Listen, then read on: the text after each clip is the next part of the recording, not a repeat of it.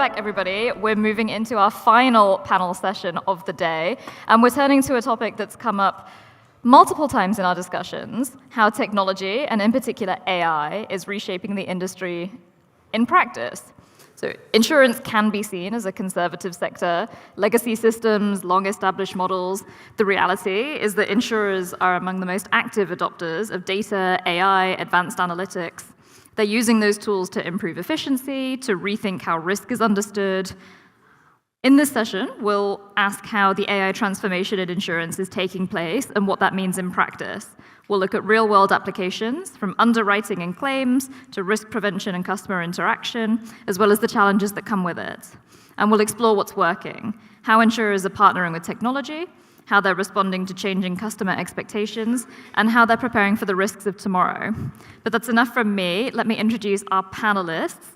We have Pravina Ladva, Group Chief Digital and Technology Officer at Swiss Re, bringing the perspective of a global reinsurer transforming at scale.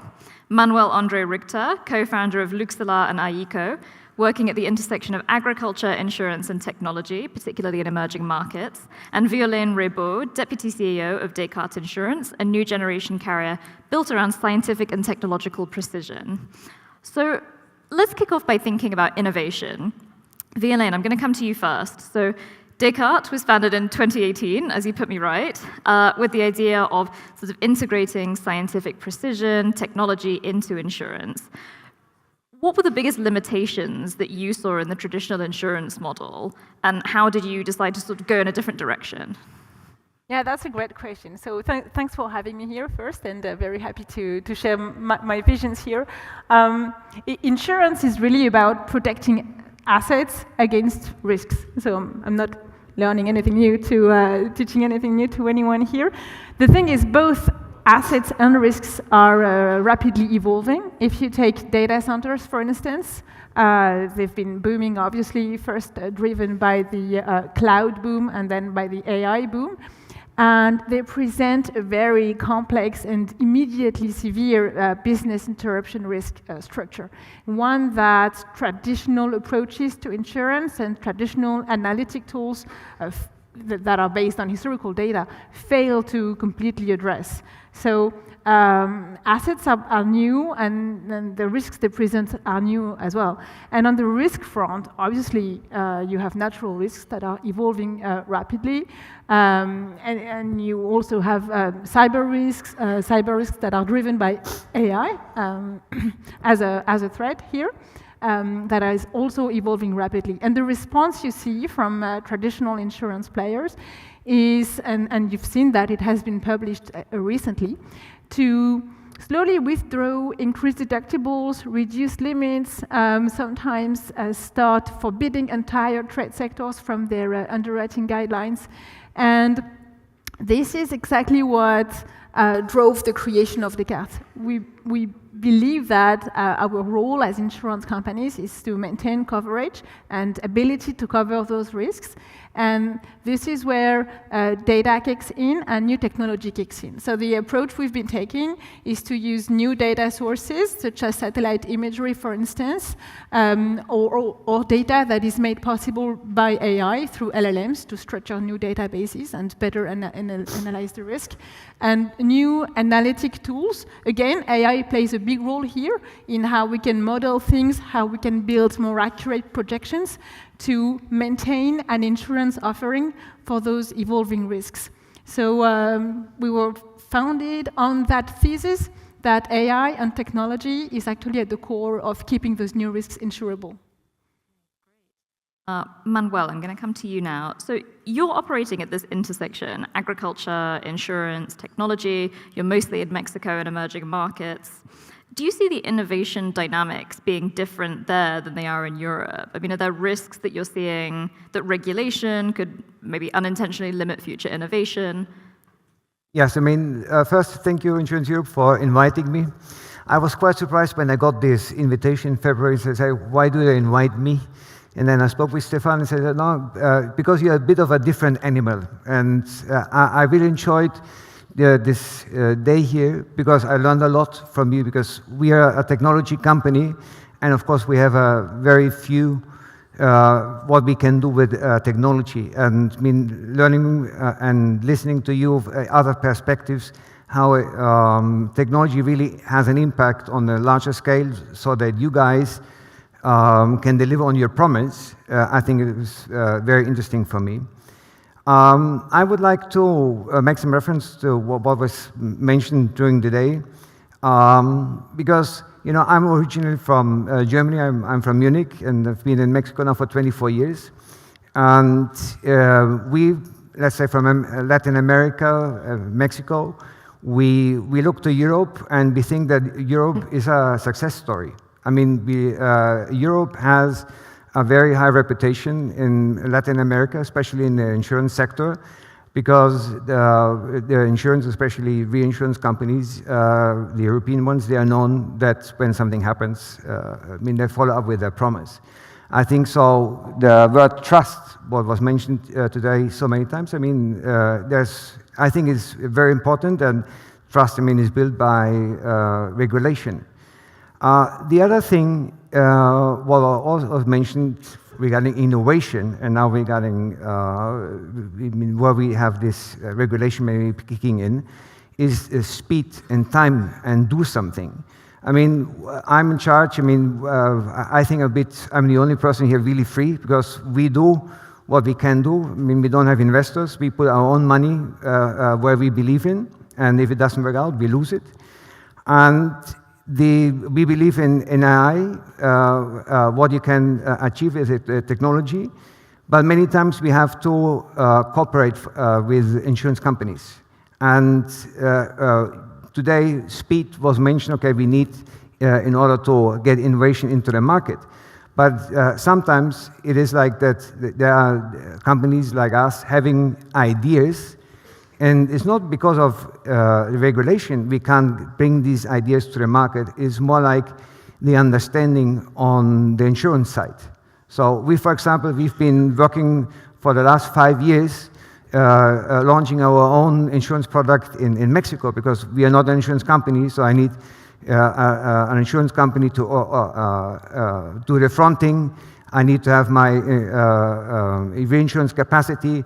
I have to align the distribution. So there are many things what we need to do in order to make it happen. And that actually, I would say, many times kills the innovation, because the company who have been venture capital, they need to deliver in certain timeframes. And if they can't deliver, there's no follow-up investment, and then the idea is gone. So I think regarding speed, what you demand from the regulator, from politicians, from my perspective, I mean, I would demand it to the industry. And so I think that many times it would be nicer that the established insurance companies, if there's someone coming with an innovative product idea, I mean, treat it with a bit more speed. So we don't have the luxury of time, like large insurance companies have. And so, I mean, regarding the regulator and the view of AI, in the emerging markets, technology and AI is seen as a solution. So it's many times there's no product at all, and thanks to technology, we can create a product. We can work on reducing the protection gap, what we mentioned before. So I think their technology is very needed. And I think this is where when you speak to regulators in emerging markets, they see it and they take it positively. My experience is when you operate in markets where you have some kind of solution already established and you come with a new idea, then it's more difficult. And I think this is also now what we listen. I was talking in lunch a bit, I mean, asking someone, I mean, are you afraid of AI? And I said, yeah, maybe a bit. So, I mean, if you go to emerging markets, it's more seen as an opportunity than really a risk.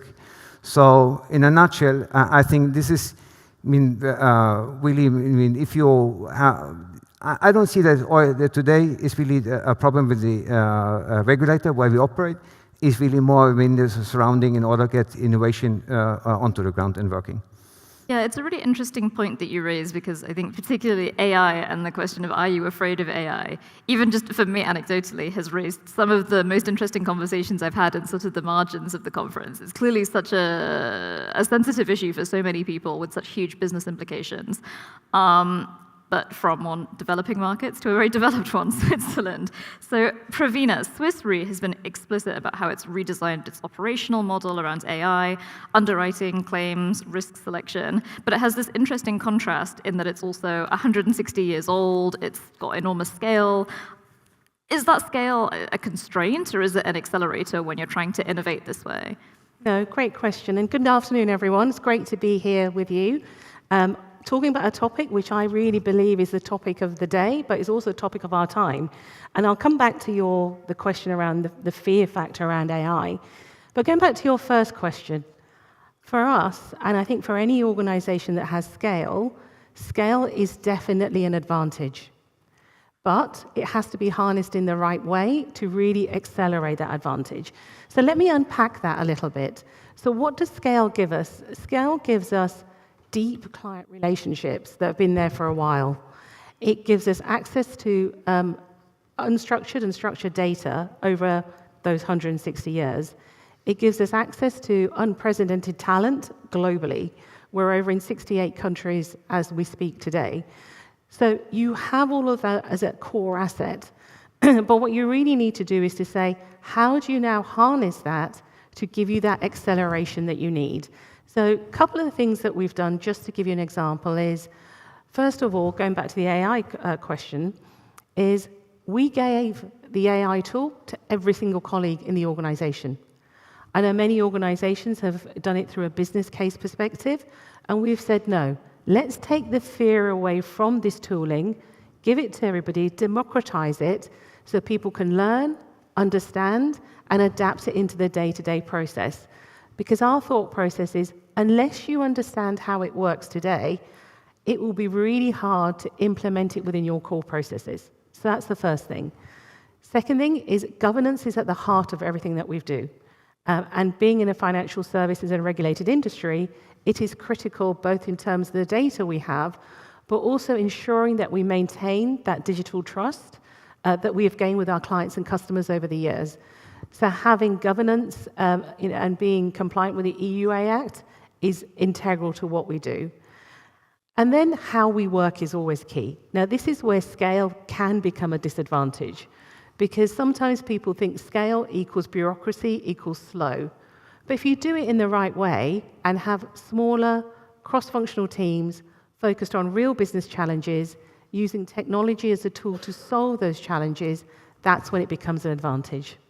So those are like 2 or 3 real examples of how we're turning scale into an accelerator as opposed to scale to slowing down innovation. I just want to open it up in case either of you have any thoughts on that. I 100% agree, and I think that also we like to speak about technology. In the end, it's a people issue. So it's whether internally implementing new processes or using the tool, or also for creating new products, then explain it to the client how it works on a tech side, and it's not just a black box someone buys and then has to pray to God so that it really pays out. So I think in the end, this is always a human. Also, we speak about technology.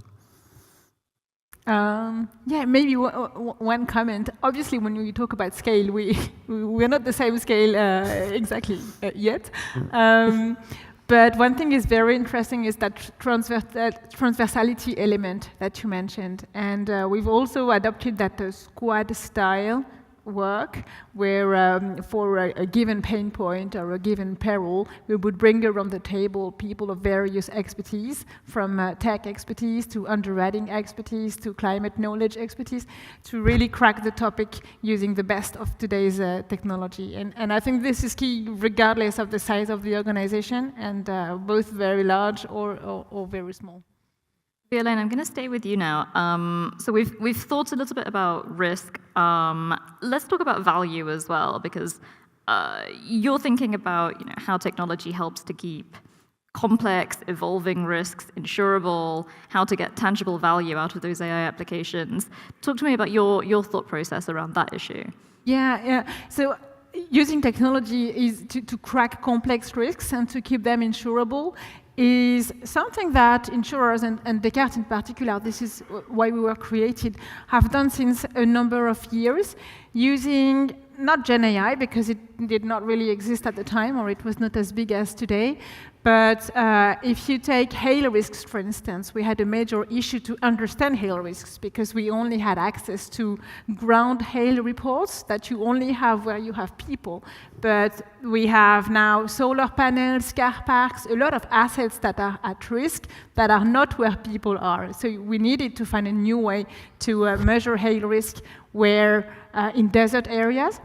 And for that, we've been using AI in the fashion of automated learning, machine learning, based on image recognition and satellite image recognition to correlate cloud shapes with hail on the ground, and then apply that learning to areas where we did not have ground hail reports. So that was a first major use of AI that allowed us to keep those new assets, solar panels here, insurable, even in remote areas. We've been covering solar farms in really, really deep rural areas of the US where there was obviously no hail report at all for multi-million covers. The same happens with wildfire. If you try to model wildfire based on historical data, well, you have a problem because you see that areas that burn now, like in northern Canada, are areas that had never burned before.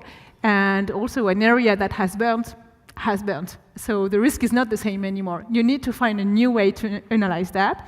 And this is where techniques such as neural networks to really model how a fire will spread based on temperature, wind, slope orientations, and tens of variables like that, allow you to continue to model and insure those risks. This keeps evolving because such techniques historically relied on supercalculators and very costly and hard to access computing resources. Now a lot of new methodologies appear, such as GraphCast from Google, that uses deep learning and pattern recognition instead of those supercalculator resources. So you can run very accurate modeling and cutting-edge technologies on your laptop. So it's just an example. It's not necessarily what Descartes does exactly, but it keeps evolving. So even those things that are not directly led to Gen AI or agentic AI keep evolving and continue to be really at the core of what insurance companies must do. What's really new is that in parallel, you've seen the boom of Gen AI and also the start of agentic AI, which will most likely be the true industrial revolution. That allows those techniques to now permeate into other areas of the insurance value chain, from operational efficiency, obviously, from claims efficiency. You can now handle claims in a more accurate manner. You can reduce the average claims cost and increase customer satisfaction at the same time. So this is the dream of any insurance company. But also the way you will interact with your clients. Because now if you're a customer and you're looking for insurance, you will ask ChatGPT, okay, here is my risk profile, what's the best insurance for me? And as an insurance company, if you're not there, the customer just will not find you, he will find someone else. So we really need to be completely transformed in every area of the supply chain, not just the modeling of complex risk. There is one thing though, especially on large risks, because here we're talking about, for the solar farm, tens of millions of covers. One thing that I don't believe will be completely disrupted by AI, it is the trust that you have in the person who gave you that promise of paying you 100 million if something happens. So in large risks, you have one person who tells you, okay, I'll arrange a cover for you, and if something happens, I'll be there to make sure that that promise gets delivered. And I'm not sure that we will really have AI for this anytime soon. So I think there will still be that very central trust and human element here about, okay, who's making that promise, who's accountable for that promise, and I believe it will still be a person. But for everything else, we'll have to transform and make sure that we are where the market expects us to be. Okay, there's a lot in there, but particularly what you were saying about physical risks and these examples in rural areas, I think this segues on really nicely to what I wanted to ask you about, Manuel, which is about the physical risks in agriculture. We're talking about things like weather, soil, production cycles. In terms of AI and technology, how is this changing the relationship that farmers have to insurers? And in terms of what customers want and expect, is that also changing as technology becomes more integrated in that relationship? Yeah. I mean, before going into the detail, what we do, I mean, I need to give an explanation what is the market situation in Mexico. Normally, you have a traditional agricultural insurance, meaning that a farmer buys an insurance policy. If something happens, it calls up the insurance company. Company comes to visit and then makes the adjustment and decides on how much payout the farmer is going to get. Unfortunately, this system didn't work well in Mexico. So Mexican government in 2020 killed all subsidies, support to agriculture insurance, and that actually opened the opportunity for us to bring a new product into the market. Luxelare is a digital agriculture company, so we started in 2016. We're monitoring fields, so we have as Descartes, we are working with satellite data for images and also weather information, and then bringing them in collaboration, with yield information, etc. So we had a lot of local insurance companies who used our technology for monitoring fields. And so we learned a bit how agro-insurance works, and we said, no, we can do something better. So it's like, as was mentioned in the morning, we try to be really disruptive. And with the product what we have, we really try to be disruptive because we are saying that there's agriculture insurance can be 100% parametric and 100% digital. We don't see any reason at all why in the future we still need someone going to the field and make an adjustment process. So that, of course, requires certain data analytics, certain data infrastructure in order that you can develop these products. So what we did in Mexico, we designed a product, what we call hybrid parametric, where we actually have weather parameters or triggers combined with satellite indices. And we have for each crop phase, the triggers defined, and for each peril. So what we require from the farmer, so a farmer really can go to our shop, buy the insurance completely online, gets a link through WhatsApp, goes to the field, register its fields.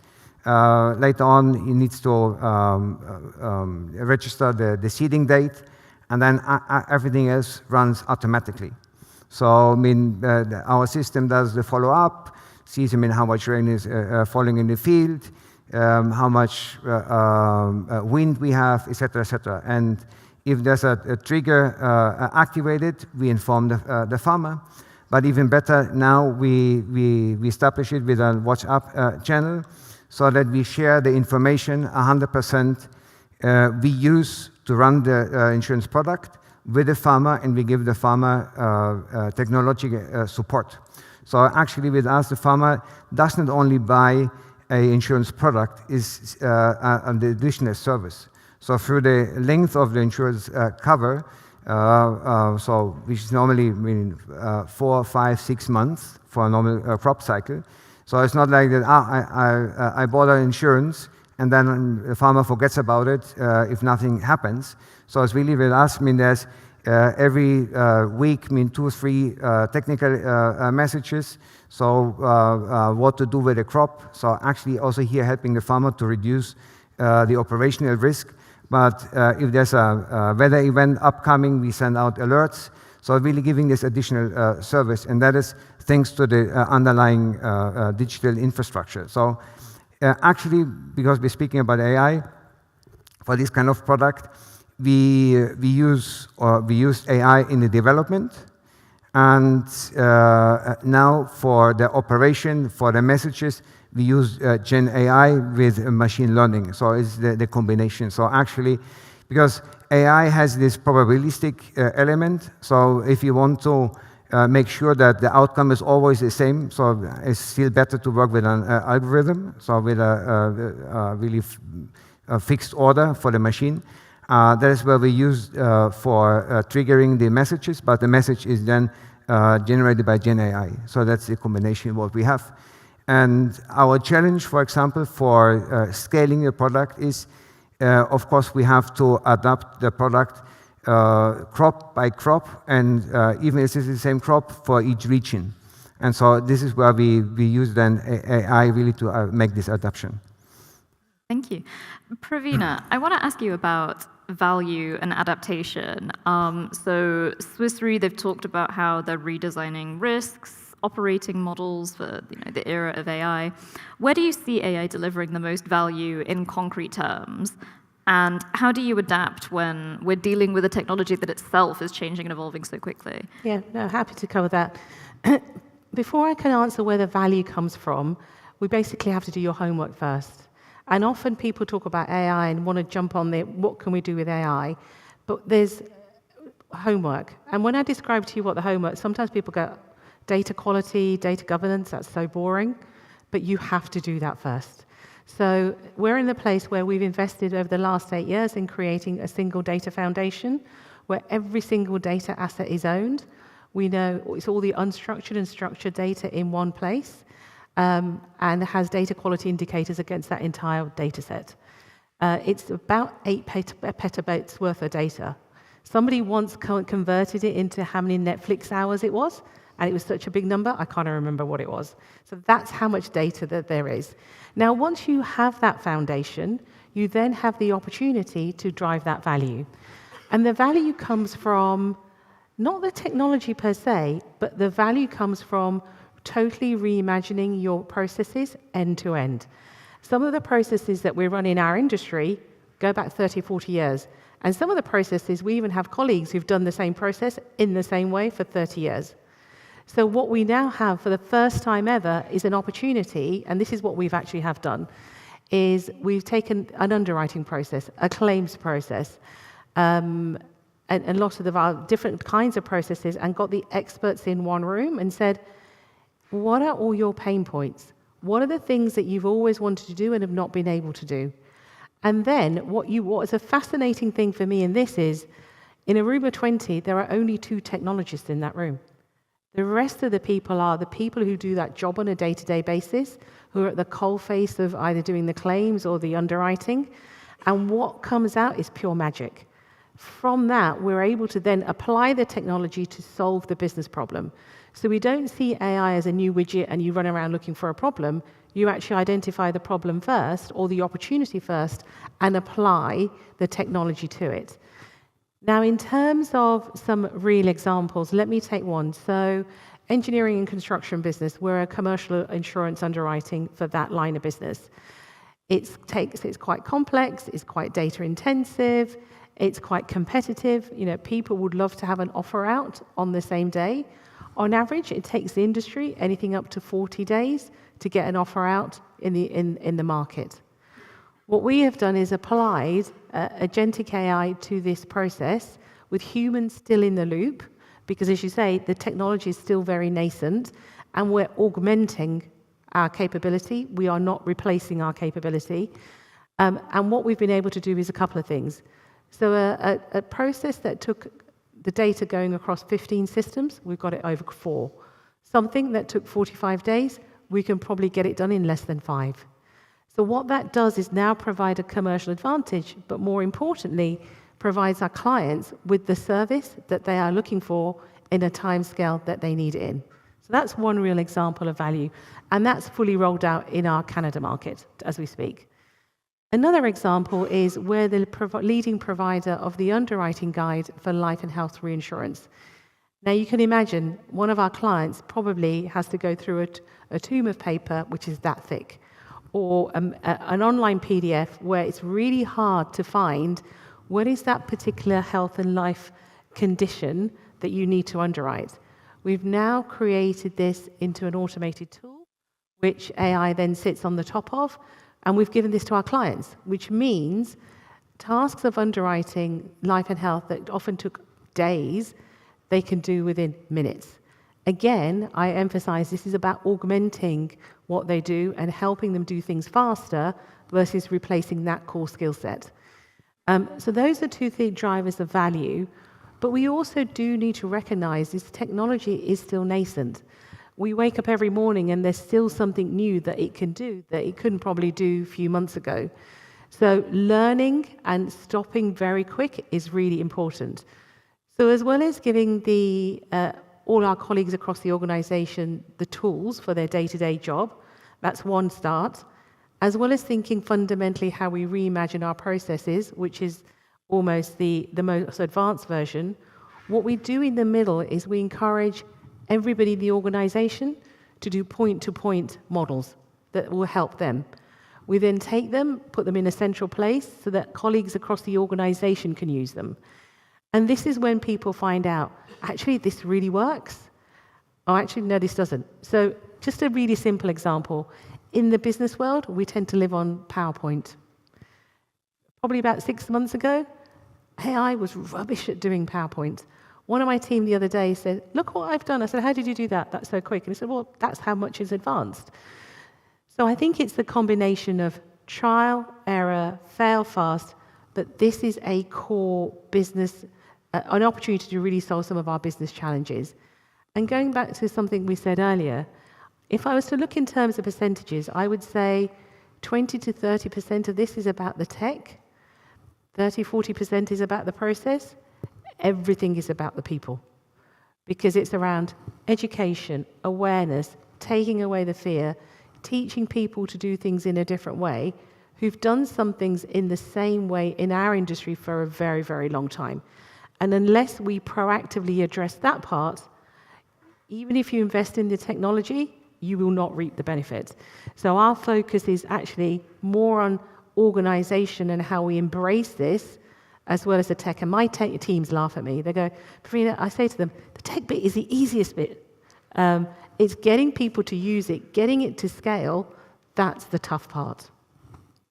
Manuel, before I come back to you properly, I just you raised the phrase of human in the loop and the concept of that. I feel like that's it's a relatively straightforward concept. But in our preparatory conversations for this panel, there was a quote that came up that I wasn't familiar with before, which is human in the loop, or human on the loop, or even human over the loop. And Manuel kindly just explained to me the difference off stage. So I'm wondering if you might be able to, for the non-experts here, explain the difference. Thanks. I think everything what we're talking about and everything what AI can do magically. And the question is, where do we have a human interaction? And the question with these terms is really, how much authority do we give the process? So if we talk about human over the loop, is that we've got a process running, and there's a human being just overlooking it, and then really interacts if there's an interaction needed. If we have a human in the loop, means okay, the certain decision making or certain process, there's still a human interaction. For example, in the insurance part, I mentioned before with the parametrics. The machine actually can pay out automatically. So if I put the bank account in or say, listen, okay, if it's activated, just wire the money. For example, we don't do this. So the machine generates the list really with all the fields which were activated, and then a human double checks.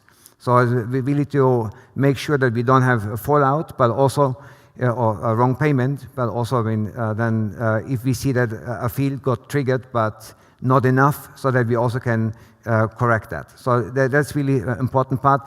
I think this goes also into the connection what I think Patrick from Lloyd's mentioned in the morning, is in a bit of a different perspective, because now we heard from Pravina what Swiss Re does mean internally.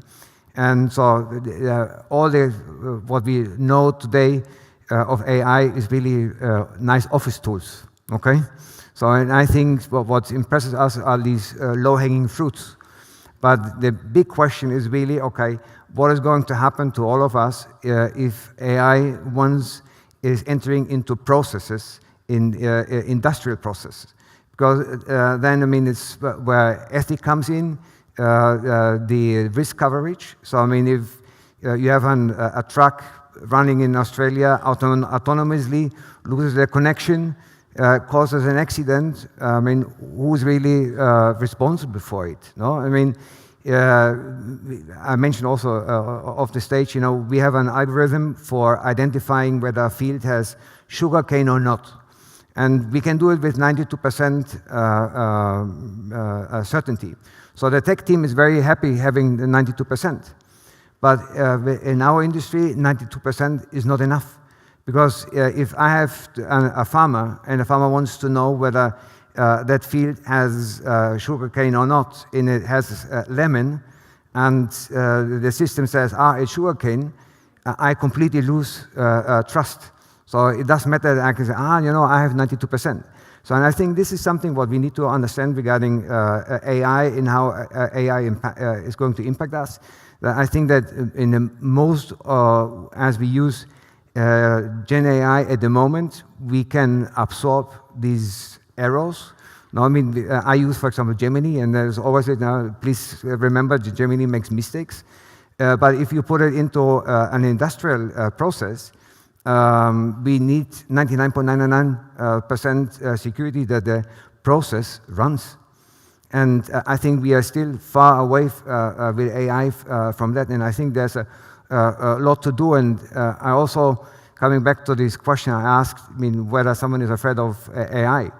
I think that, I mean, as I see it, AI is like a small, is a kid what you have to educate, to nurture. I mean, you give some more information, and the longer you work with it, the better it gets. But it's things because there's someone who has the domain knowledge and knows how to use the tool. So I think this is important. I think there's a lot of advantage we have here in Europe, you know, certain domain knowledges regarding industrial processes, where in other areas you don't have them. And I think there's a lot of opportunity really becoming better again with this tool. Okay, you fully fleshed out my initial technical question to what we were actually going to discuss, which was trust. So that's amazing. Now we can speed up before we take a few questions from the audience. Violaine, I'm going to come back to you briefly. In terms of the insurance value chain, where are you hoping that technology is going to deliver the most significant impact in the coming years? Where do we need to see disruption the most?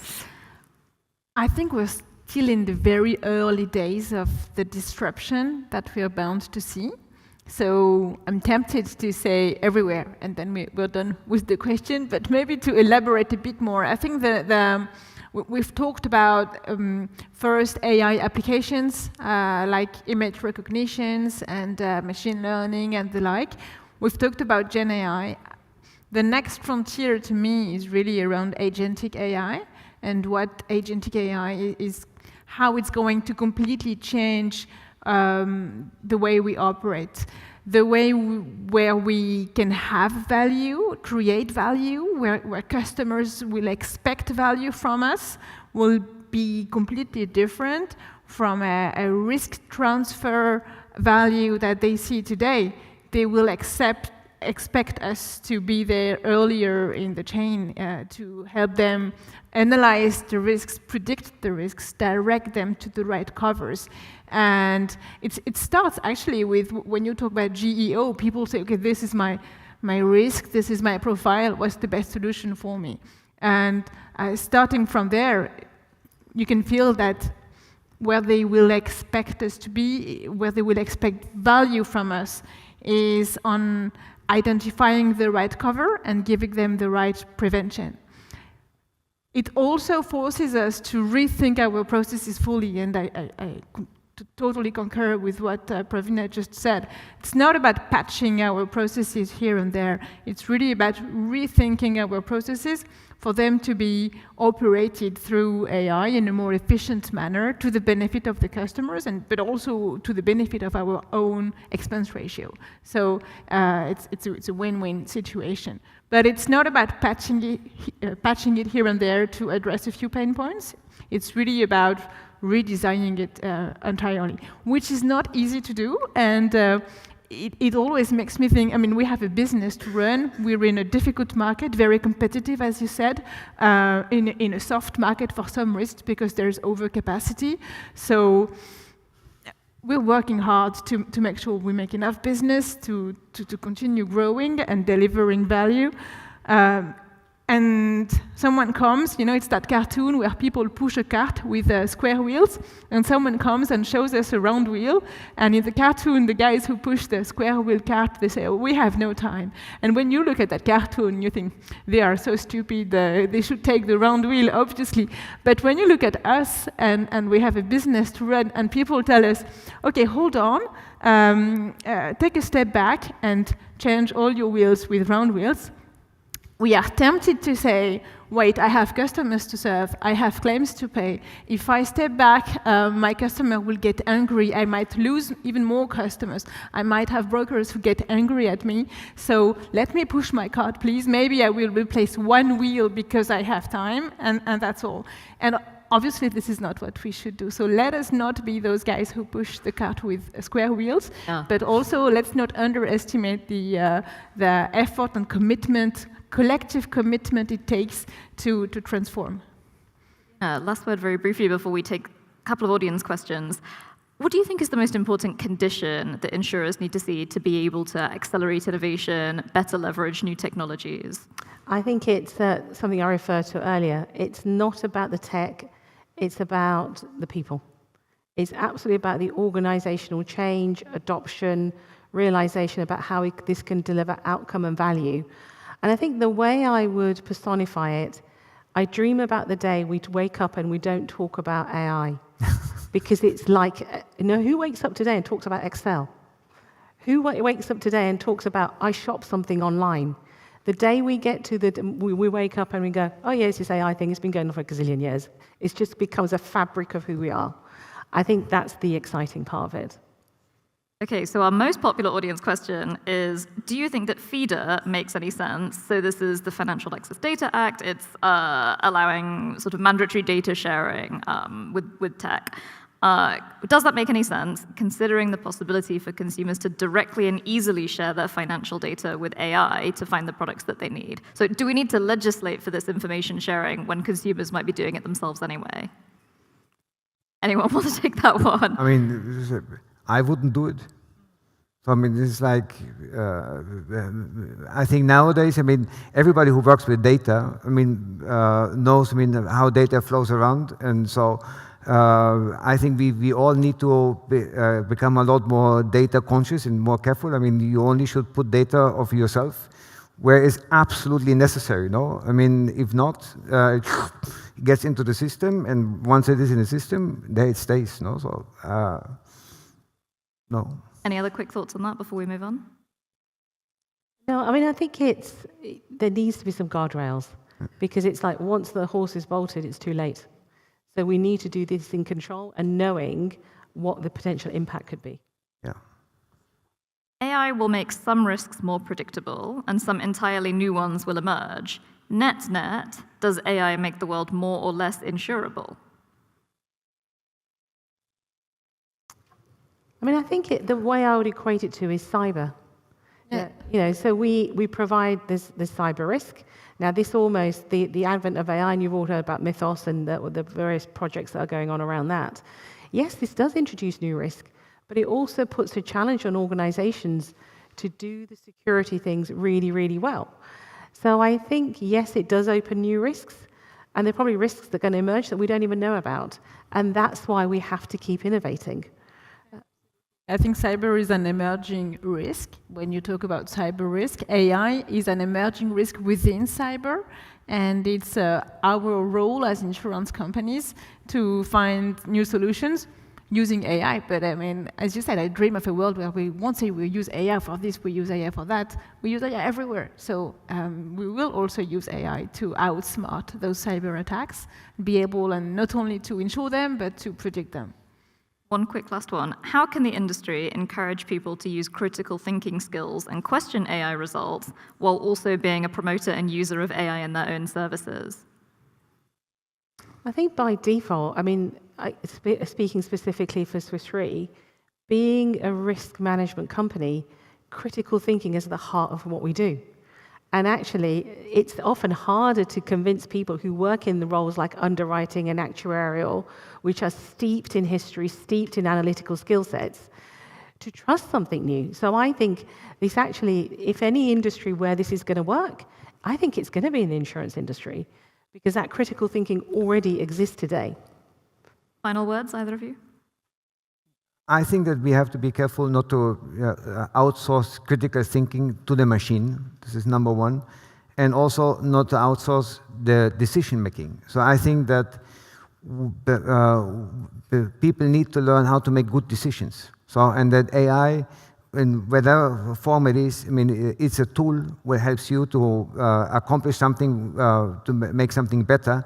But really, I mean, the decision making needs to be on your side.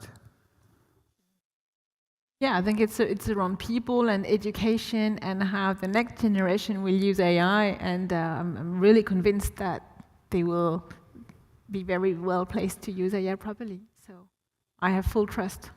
We could talk about this all afternoon, but we'll have to leave it there. Thank you so much to the panelists for joining me for this conversation. Yeah.